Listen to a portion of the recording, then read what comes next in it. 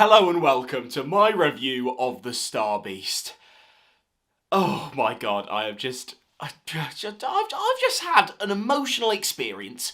Today was a day I never thought I'd see again, and I think it's been over a year since the David Tennant and Catherine Tate announcement, and I think people have kind of sometimes forgotten how massive it is that we've just got those two characters back doing Doctor Who again.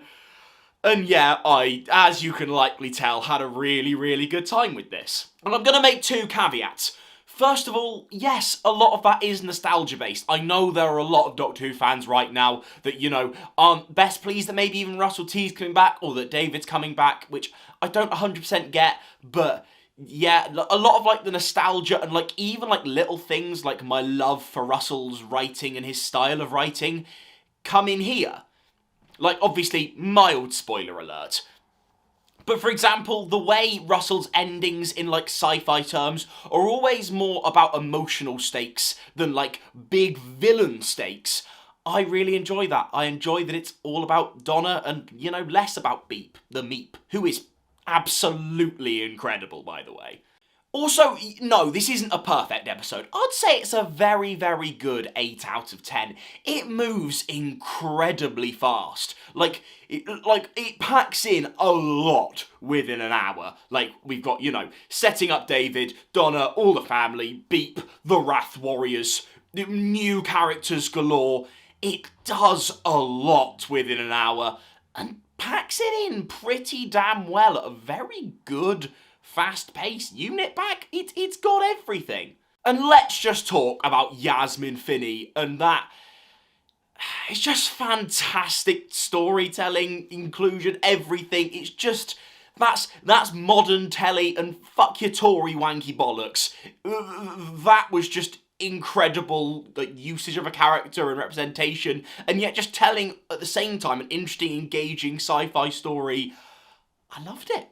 I really loved, that element of the story, loved it. And a lot of, the ending stuff, I think if I had to have any problem with it, we know there are 3 specials coming, we know Donna is involved, and, there were sometimes, the stakes there, you didn't quite feel them because you kind of knew it all had to get resolved, but yeah, if I have to have a nitpick, it's gonna be that, and that's okay to nitpick. But yeah, just David and Donna, man, it's just, I don't know why I refer to David as David, but then Donna as instead of Catherine. I don't know why I don't do David and Catherine or the Doctor and Donna. It's weird. David and Donna, I love them, they're so good, and the entire Noble family. Now, if I was to have, there's another little thing that I'm obviously, we don't know what exactly is going to happen. Look, I think, because obviously we know Wilf, as in Bernard Cribbins, was on set, and I kind of thought this might be the episode he pops in. What I really hope they didn't do is go, because we know that they didn't have a chance to film all of the scenes that they wanted to with Bernard Cribbins because of his unfortunate passing. I hope that didn't affect the story enough that they just had to cut out his scenes entirely. Because, my god, if Bernard Cribbins filmed stuff, find a way to shove it in. So I hope it's part of a different special, likely the 3rd special, because, the reason why I think that will be the case is because that usually when, a big star of something dies, especially when they, film something or, are currently in it, there would usually be, in loving memory to Bernard Cribbins kind of vibe. I feel like the fact that we didn't get that, I know I'm maybe clutching at straws, but I feel like that might be the reason we didn't. That might mean Bernard is still in it.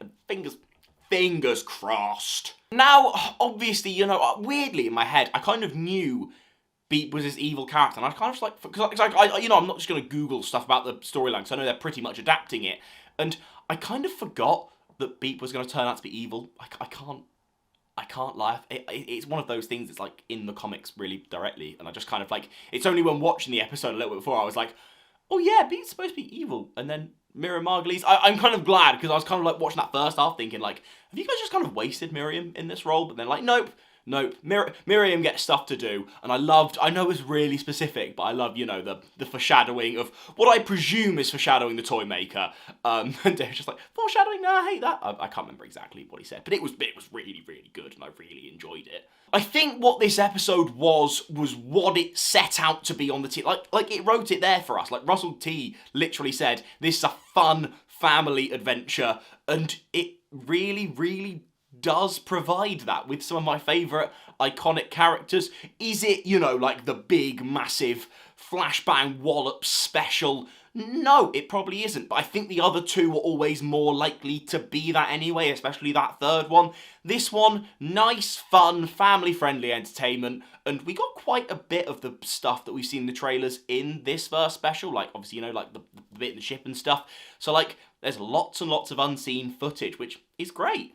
And also the TARDIS. Let's talk about that TARDIS, because it's big. It's almost kind of like Matt Smith, but bigger in kind of that, like, oh, you can go under it, you can, oh no, we have to go through it. Sorry, that was a weird reference. But yeah, I do really, really like that TARDIS. I think it's cool. I think, you know, it's kind of cool that the TARDIS will just go different colours. I think, you know, that's a cool, nice trick. And obviously, you know, that will likely be Shooty's TARDIS as well going forward, which, I mean, let's face it, they're not going to do 2 TARDIS sets. I mean, if they do, fair enough. But that TARDIS is cool.